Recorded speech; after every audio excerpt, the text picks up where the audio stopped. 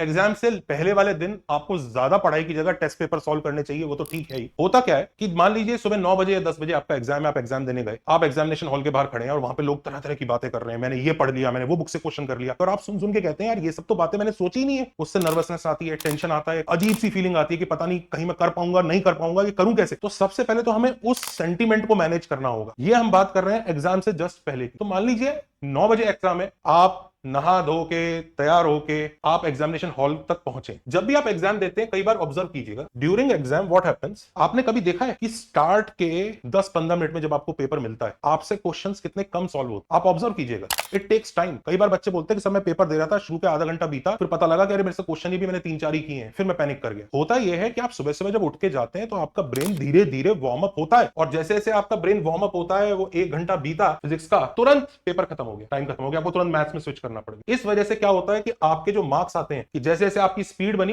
Time बीता, तो इतना आपने डिस्टेंस कवर किया, ये आपकी स्पीड है। जो क्लिक होने वाली बात हो रही है कि क्लिकिंग पावर, कितनी जल्दी क्लिक हो रहा है क्वेश्चन, कैलकुलेशंस की स्पीड, उसकी बात हो रही है, और ये टाइम है जैसे जा, ये जैसे ही 60 मिनट हुआ ये खत्म हो गया, आपकी स्पीड धीरे धीरे धीरे धीरे ये समझ लीजिए बढ़ती है, 25-30 मिनट के बाद बढ़ती है, और उसके बाद आधा घंटा बचता है, आपका आउटपुट इतना आता है, फिर आप वापस स्टार्ट करते हैं दूसरे सब्जेक्ट का, और ऐसे चलता रहता है। हमें यहीं पर ही थोड़ा सा इसको हैक करना है। ये जो वार्म अप टाइम है ना बच्चों, आप इसको प्री एग्जाम शिफ्ट कर सकते हैं कि भाई एग्जाम है, मान लीजिए इन चैप्टर्स का एग्जाम आज है, तो उन चैप्टर्स का 15-15 मिनट का टेस्ट पेपर बना लीजिए। 15 मिनट का फिजिक्स का, 15 मिनट का केमिस्ट्री का, 15 मिनट का मैथ्स का, एक टेस्ट पेपर बना लीजिए, पेपर पे ले जाइए और उसको ना एग्जामिनेशन हॉल के बाहर अटेम्प्ट करते रहिए। ज्यादा मुश्किल नहीं होना चाहिए, ज्यादा इजी भी नहीं होना। इससे बेनिफिट मैं आपको बताता हूं। पहला बेनिफिट तो ये जो एग्जामिनेशन हॉल में चारों तरफ बच्चे शो ऑफ कर रहे होंगे, बातें कर रहे होंगे, उनसे आप बच जाएंगे। दूसरी चीज, आपका माइंड जो है कैलकुलेशंस, थॉट प्रोसेस, सोचने के बारे में जल्दी से एक्टिवेट हो जाएगा। तो होगा क्या, ये जो वार्म अप वाला जो टाइम था आपका, ये पहले शिफ्ट हो जाएगा। तो आप एग्जाम से पहले ही आप वर्क करना शुरू कर चुके हैं, तो आप जब एग्जामिनेशन हॉल में पेपर स्टार्ट करेंगे, वो जो आप अटेम्प्ट कर रहे हैं आपका यहां पर वार्म अप हो गया। फिर आप जब एग्जामिनेशन हॉल में घुसेंगे, आपकी स्पीड भी बेटर है, आपकी क्लिकिंग पावर भी बेटर है, आपकी कैलकुलेशंस भी बेटर है, आपकी सिली मिस्टेक्स भी कम होंगी, और आप इसके साथ एग्जामिनेशन हॉल में घुसेंगे। आप खुद समझ सकते हैं आपका एरिया अंडर कर्व इंक्रीज हो गया, and this will give you that boost कि जो पढ़ा है कम से कम वो तो एग्जाम में रेप्लिकेट होना स्टार्ट हो गया, चीजें दिख गई। तो पहले 30 मिनट में जहां आपके 3-4-5 क्वेश्चन ही सॉल्व होते थे, अब आपको देखेंगे 8-9 सॉल्व हो गए। और तुम्हें पता है ये मल्टीप्लाइंग फैक्टर होता है। एक बार जहां 8-9 क्वेश्चन आपके 30 मिनट में सॉल्व हुए, वहीं कॉन्फिडेंस ऐसा आता है कि अब तो मैं पेपर फोड़ दूंगा। इससे आप एग्जाम में एक अच्छे